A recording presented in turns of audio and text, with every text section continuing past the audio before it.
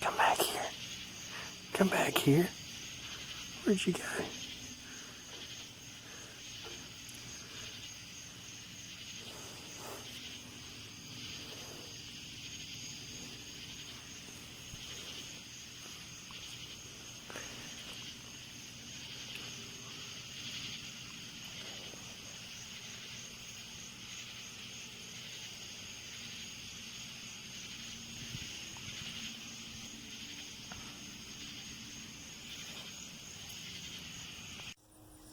Well, it's Saturday afternoon, about 4:45.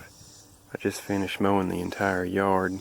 Well, my dad mowed a little bit up there, right in there. And then I mowed the front yard up there, and then I mowed this back here. So that took, I think, about an hour and a half or 2 hours. Not too bad. I didn't mow this though, because the trailer's in here, so I'm gonna move this trailer probably right over there on the other side of the fence.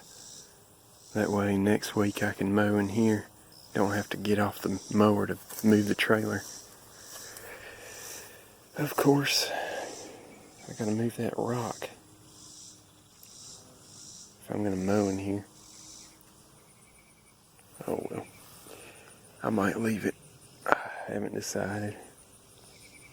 I still can't mow completely over there because those branches are in the way. But I need to let that grow anyway, because that's all, that was covered with wood just a few weeks ago, so the grass is still growing, or trying to grow. And right over there where that building was, it's trying to grow, so I tried not to mow on it. But that's about everything going on down here. I think I'm pretty close to getting everything, well, except for this barn quilt painting I did. I hung it up on the old chicken coop. I need to get it up to the house. Well, I mean, not anytime soon, but eventually, before they sell the house, my parents, that is, sell the house, I gotta get my kayak out of here. And I think this wagon might be mine. I doubt my dad wants it because they're not going to have a whole lot of storage space where they're going to. So I think my great aunt got me that when I was a toddler. So it's in pretty good shape to be, I don't know, 18, 19 years old. And I need to burn that stuff in the black wagon. But that's not a necessity. I mean, no hurry on that, because they probably won't put this house on the market till next summer. So I've got roughly a year. I mean, I'll be in another county in about 30 weeks of that, but oh well. I've got Christmas break and, well, next summer break and fall break and spring break and all that stuff. So I think I've got plenty of time. I've been trying to work and get ahead of the move, get everything consolidated to one area. That way, when they do sell the house, or when they do put it on the market, I won't have a lot of work to do all at one time. I can just get a few things, and, well, I'm what's left here at the house and the sheds of mine, I can get all in that one trailer, so it's not going to be a huge problem. I just don't want to wait until the last minute when they put the house on the market, and then I'm stuck scrambling trying to get everything in getting all my stuff off the property. Not that I have all that much compared to some people. But I am blessed compared to other countries. Some people don't have anything compared to what we have. I'm thankful that the Lord has blessed me. with a good family and good neighborhood and a good country to grow up in. There's my neighbor's garden. He's looking good.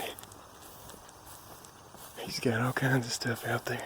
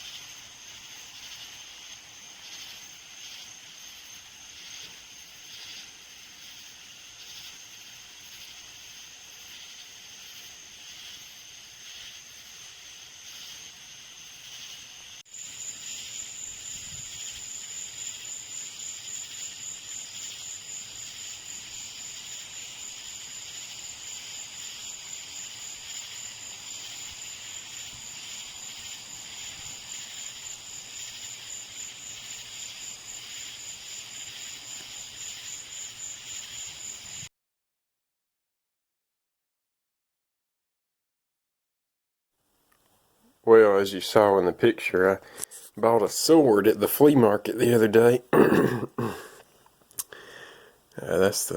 it's hard to see. There's a glare coming out from the window. But see, it's handmade. The guy said he made it in his backyard after watching that TV show Forged in Fire or whatever. I don't know. I've never actually seen it. I've heard about it. But he said he took a leaf spring off an old vehicle in his backyard and forged this out of it. And it's actually pretty sharp here on the edges on either side. It's got a pretty sharp point to it as well. But it's a nice sword. You know, I hadn't thought about buying swords in the past. And I just didn't know where to buy them. And lo and behold, I was at the flea market and walking around, and I just happened to see this sword laying on somebody's table. And I asked him how much he wanted for it, and he said, well, I was asking $50. And so I was like, well, I was thinking to myself, I don't really want to pay $50 for a sword. You know, it's just going to sit on the wall probably, or sit in my room. There's no need to pay that much for it. But then he said, well, I might take 40. And he said he would take 40. And I wasn't even negotiating with him. He was just, he just saw, I guess he wanted to get rid of it. He must have. And then he said, well, I don't want to, because the longer I stood there and was talking to him, I think he realized I was interested. I must have been one of the only people interested in it, because he said, well, I don't want to, but I'll take $30 for it. He said, you're getting a steal at that price. And so I said, well, let me think about it. And I walked around the rest of the flea market and didn't see anything else really that I wanted. So and I was thinking, well, when do I get an opportunity to buy a sword? You don't get that opportunity very often around here. At least not that I know of. I don't know where you would buy a sword around here. So I went back to him, and he still had the sword. So I said, well, I'll give you $30 for it. And he said, well, I don't want to give it to you for 30, but I'll do that. He said, it's a good deal. So I gave him the money, and he counted it. And, well, first he said I handed him $30 in $1 bills, so he had to count them all. He said, you're $1 short. I was like, oh no. I thought, because some of those people at the flea market down there, they're a little bit sketchy. And you don't know if they're, because I was watching him to make sure he didn't take any money, put $1 in his pocket and tell me I was $1 short. So I was making sure that everything was okay, because I counted it there in front of him, but he was talking to another customer while I was counting it, so he didn't see everything. So I was like, oh no, I hope he doesn't try to get an extra $1, because I only had like 31s, and I think I had maybe a 20, maybe some other change with me, but then he counted it while I was watching him again. We counted it together. We got $30. So that was just an extra story to go with it. And what else did he tell me? He said I guess he used a grinder because some of this looks like it. You can tell it's like been sharpened. Looks like a grinder or something. I don't know what, or maybe a belt. Maybe a belt grinder thing. I don't know what the official term for that is. But I mean, this really could be used as a weapon. Not just for piece on the wall to look at. Yeah, he was saying, he said, if you don't get him with the sword, you can turn it sideways and get him with this piece. I was thinking, well, I don't know I hope I don't have to use this in a self-defense situation. I don't even know what this is. Some kind of gear, I guess, that he put on there. And he filled these holes in. Some kind of putty. And it's got a wooden handle on it, which is pretty nice. I guess he's got it, that's a nut there. He's got it bolted in. It looks pretty professionally done. I was surprised. I mean, maybe he has some experience. He must, because I was thinking if I did try to do this in my backyard, it probably wouldn't look as good as this does. And he showed me another little piece. Well, this is my last thing I'm going to say, so y'all don't get tired of me talking about swords and metal makings. Or blacksmith whatever you want to call it. He showed me another little tool. It had a gear, I guess, about like this, but not nearly as pointy pieces. It was just like a kind of a. It was a round gear, but it probably wasn't that big.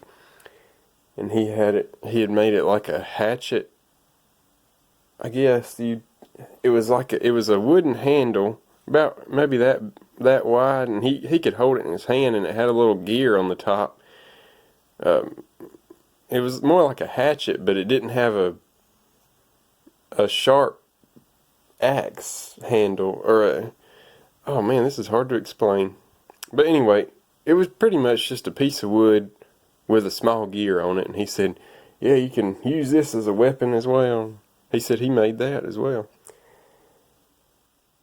So, that was my experience at the flea market the other day.